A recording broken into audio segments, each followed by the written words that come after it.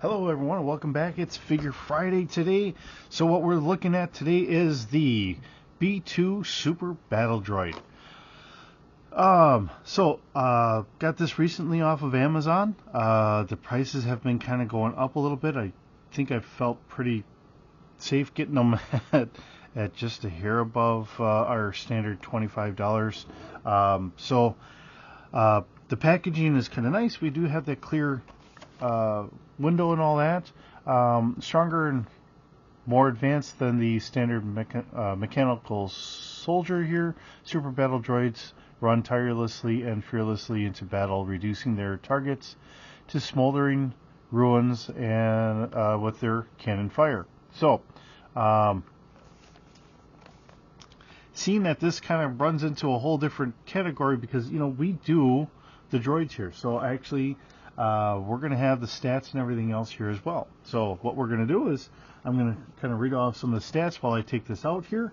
All right, so the B2 Super Battle Droid, also known as the B2 Super Battle Droids, were an advanced battle droid used by the Confederacy of Independent Systems during the Clone Wars. Although one model of the B2 series was only equipped with the wrist blasters on the right forearm.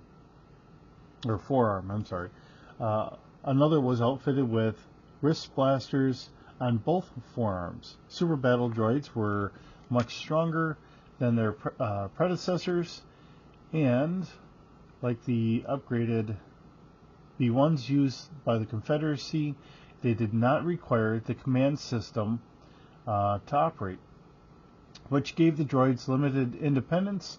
Another improvement was the thick armored casing. Let's see here, as I'm grabbing a knife here and I'm kind of losing my spot. Let's see, which contained their fragile sensors. However, the B2s were designed with simple processors, limiting their ability to formulate strategies. As a result, they relied on organic commanders or tactical droids in order to effectively operate. The B2 was much stronger than the B1s, with enough strength to lift a clone trooper off the ground. So, I think we've seen enough of these that we have a fairly good understanding about how they operated in the Clone Wars and everything else, which, Wikipedia here kind of covers in great detail. One of the things I do want to kind of go on is, let's see, we have specialized super battle droids. There was a grappler droid. We had a H1 variant, which had homing rockets. Let's see, there was an RP, which was a more hand-to-hand combat variant. Let's see, we had a rocket trooper, ACH droids, which were deployed with their firepower of standard B2, but was not enough. Let's see, we have behind the scenes appearances. Oops. Okay, that I kind of glossed over here, which is something I wasn't trying to. Post-war. Something that I don't think we typically cover here. So, after the Clone Wars, at least one B2 fell into the hands of scrappers on the planetoid, or on a planetoid, and it doesn't even name it. So this B2 was saved by C110P and would join a droid group dedicated to helping other droids. As I crunch this out of here.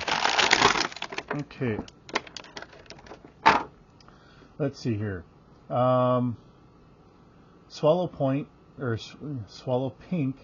was the name of the modified B2 scheduled to be taken apart in a pit fight night against Rowan Powerizer between 10 BBY and 3 ABY.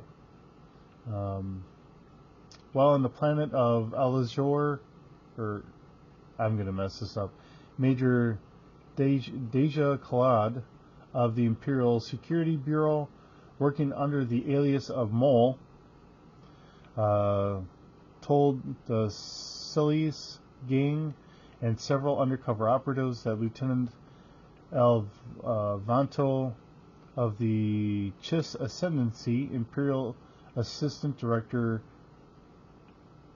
Barely Roan, and Death Troopers Waffle and Pick about a narrow and unofficial back door to the Imperial docking area, stating no large droids would be able to fit through. He claimed to have heard that some Hun had tried to get a super droid through. On the planet of Kola, B2HA super battle droid, or battle droids, and other former special separatist forces were reprogrammed and used as soldiers for the Bedlam Raiders. Also, after the war, some B2s fell into the hands of Quarantine World 3. These units were reprogrammed and were used as security for the location, and several of these droids confronted the archaeologist Dr. Chelly Lona Alfra, which is also another figure that's available, during the mission to steal the 000 protocol personality matrix from the planet. The droids that encountered Alpha were destroyed later in the mission by Darth Vader, who had come to rescue the archaeologist. One droid bounty hunter, active during the Imperial era, was made from the body of a B2 and the head of a BX series droid, Commando. Yet the unit was nevertheless destroyed by a skirmish on Alberex. Several B2s were part of the Second Revolution. So these were used by a lot of different governments, which is something I could really see. It's still a very formidable droid, very useful. Same thing with the B1s. I could see them being become more of just police droids and stuff like that, which they have the capabilities of becoming in all reality. So, all right, so this is the first time I've ever had a droid like this, so let's kind of look over some of the joints and everything else. Now we do have our standard ankle here from the looks of it, and we can kind of go back and forth, so that's able to be kept there. They do actually have a little bit of maneuver just above the knee, so we can kind of pivot that a little bit. We do have only a single knee joint, but it is notched out here, so we can go back a little bit farther. So that works out pretty good. Seeing the notching here to fit in there.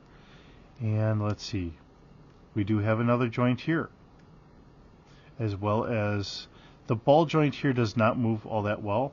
It's just really more of a front and back, but it does have the ability to kind of go out a little bit, so that works out pretty good. Trying to get him to stand nicely. It does stand up here. Let's see, torso wise, we can do a little bit of a torso twist, but not very much. So we can kind of do a little bit, but and the head, I think the head does kind of move a little bit. Although I don't really remember the head moving all that much. I don't know if the head comes up at all. I really just kind of going off on a limb here.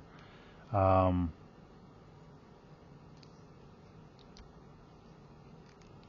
think it's just going to end up staying there.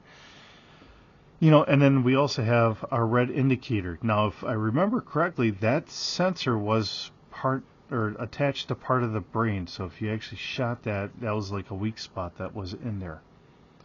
And of course, our arms. So we have the ball joint up here, and then we have a twist just above the elbow and right underneath the elbow.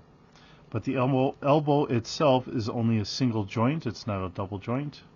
But it allows us to do this. So that way we can then have him out and shoot if he had it on both. But he doesn't on both on this variant. He only has it on the one. And of course then we can twist. And then typically they would aim their hand down so they didn't have their hand in the way and blow their hand off. And that's essentially the same as the battle rifle. So, you know, as we kind of go through all this. So it's an interesting droid. And the fact that we do have a little bit of a history after the war written up, that it was, you know, a couple people had taken them. Now we do have this. So if you wanted to put this in, let's see here. I don't know if I'm doing this correctly on which side that's supposed to go on. I'm just not having luck here.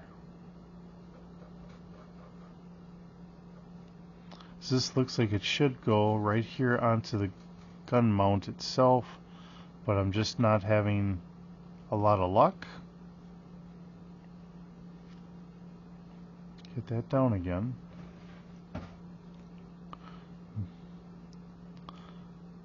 And as you can see, I'm trying on both sides, trying to see if maybe I'm doing it incorrectly or something.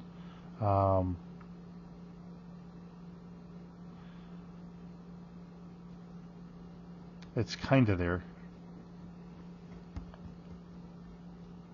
There. It's not on there the best. What they really needed to do is flatten that out a little bit more on the one side there. I think that would have worked a little bit better. It does kind of go on there, so it's okay, but you know what I could really see? I could see somebody trying to go through and redo a battle droid like this, and it's an opposing droid. It has that big stocky look to it, but then make it essentially a cargo droid for lifting and everything. It's already got a strength of 2D, but if we could upgrade it to like a 3D or something like that, it could do the stocking on our ship. I think that would work out pretty well. But it is what it is. It's a nice looking figure. It's, you know, I'm happy to have this in the collection. I'm hoping to get some regular B1 droids if I could. But we'll see what happens on that one. All future things, right? Because they do have the clone trooper and the B1s. So if I can get my hands on those, that would be wonderful. It's great to be able to see this, and then, you know, if we get those, we'll do a little history on those too. I think it's interesting. Trying to get a little bit of the history, so it's not just me unboxing them and saying, hey, look what I got. Having a little history on some of these figures and that too, I think that's a little bit better. I think we're going to stay with that format. It's a nice droid though. I always like the droids. It just adds on extra flavor of different things out there. It's not just us. It's, you know, the aliens, the droids, the whatever else. So with that, thanks for watching. It's always appreciated when you stop by and watch. Hope you have a wonderful day. We'll see you in the next video.